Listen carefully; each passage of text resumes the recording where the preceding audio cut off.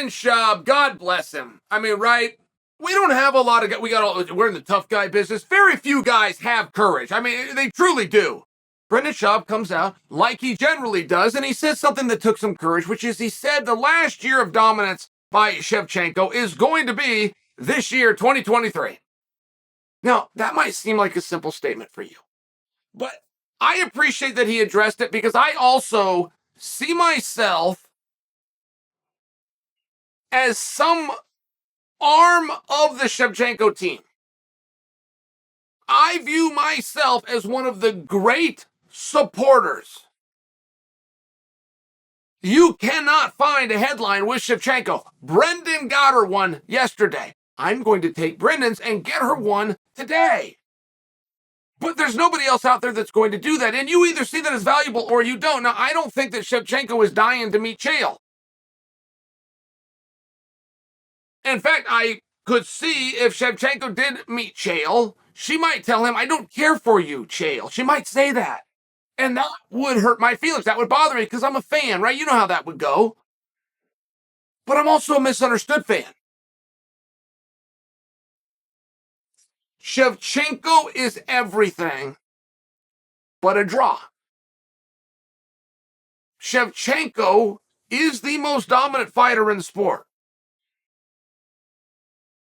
And that was greatly debated, and of course I would listen to the debate. Of course I would. With only one, and that would be the Queen, Amanda Nunes.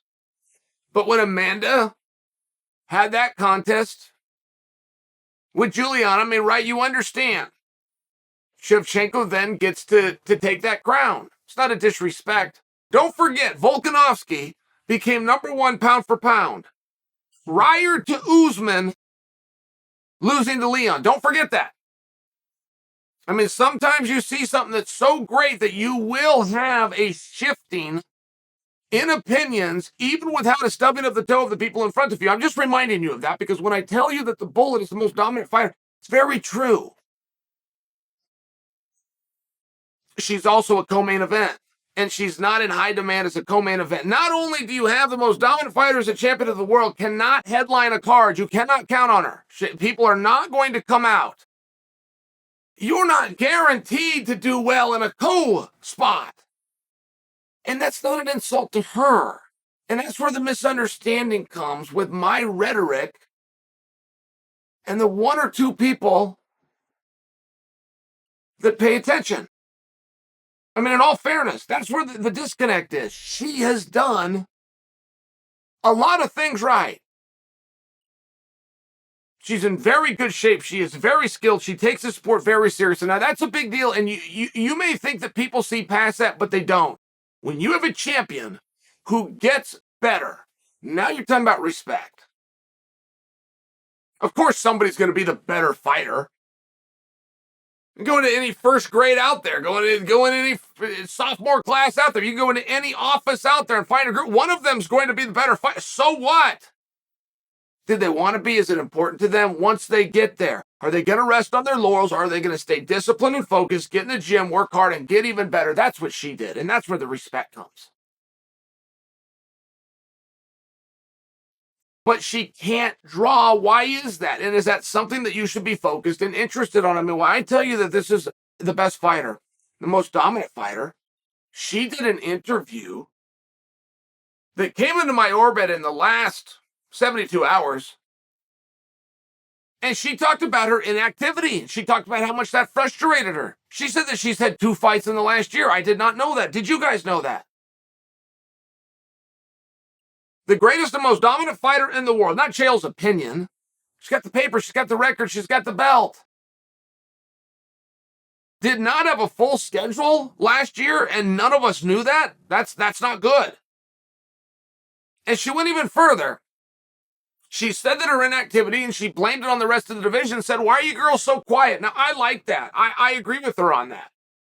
Why are they so quiet? Why are they not getting out there and talking up? Why are they not making demands?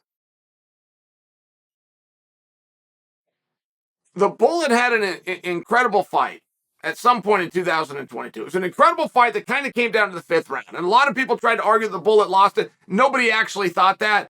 We just love an upset, so you wanted her to have lost it. She for sure won that match. But I believe that girl. I believe that girl came back and did another match and lost it. So therefore has lost the contendership. First off, I can't prove that. I just think it. And secondly, that would be a colossal error by all involved. If that girl had another match, she should have gone right into a rematch with the Bullet. And if the Bullet didn't demand it, then her hands are dirty too.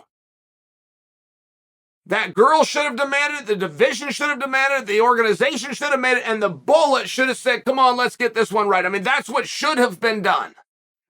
And I don't know enough about that division to, I can't even speak to you any clearer than telling you I think that this is what happened. It's my job to know. I'm an expert. I don't know. But I haven't missed an event. I haven't missed a press conference. I haven't missed a conversation. I studied all day, every day, and I still don't know. At some point, it's not my fault. It's not.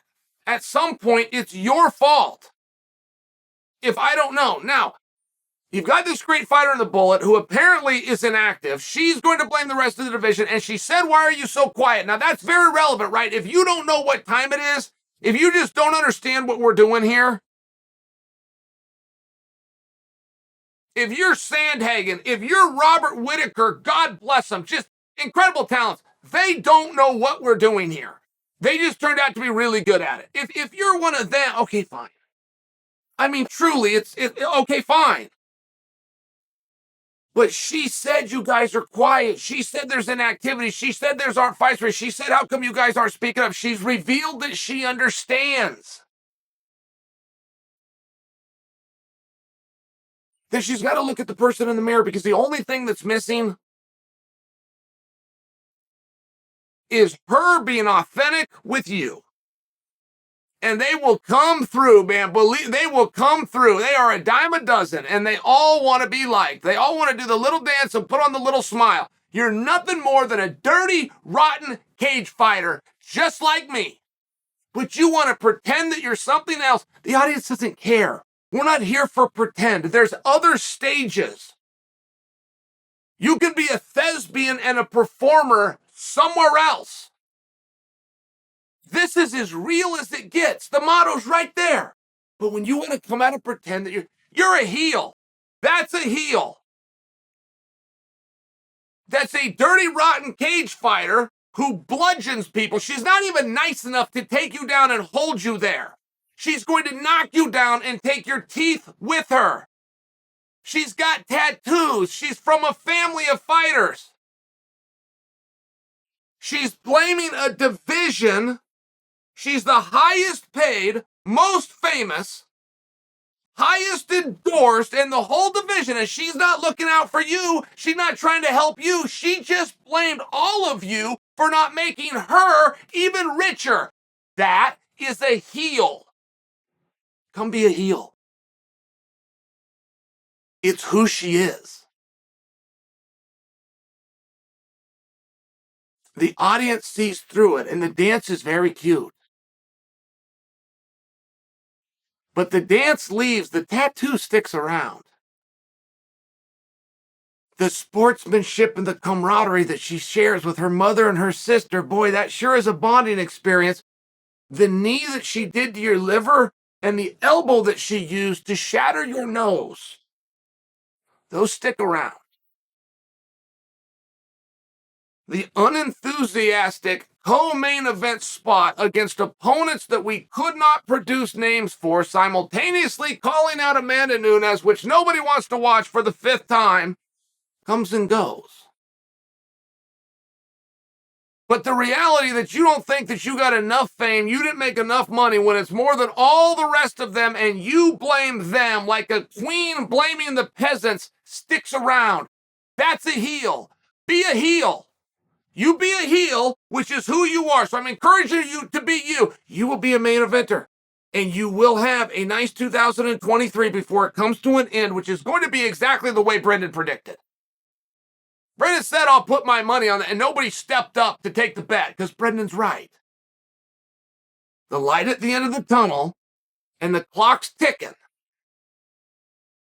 and you can tell your story the way you want to the few people that are listening, and you can do it as the nice person in a co-main event role where you belong. Or you can be yourself, and you can be the marquee. You're welcome.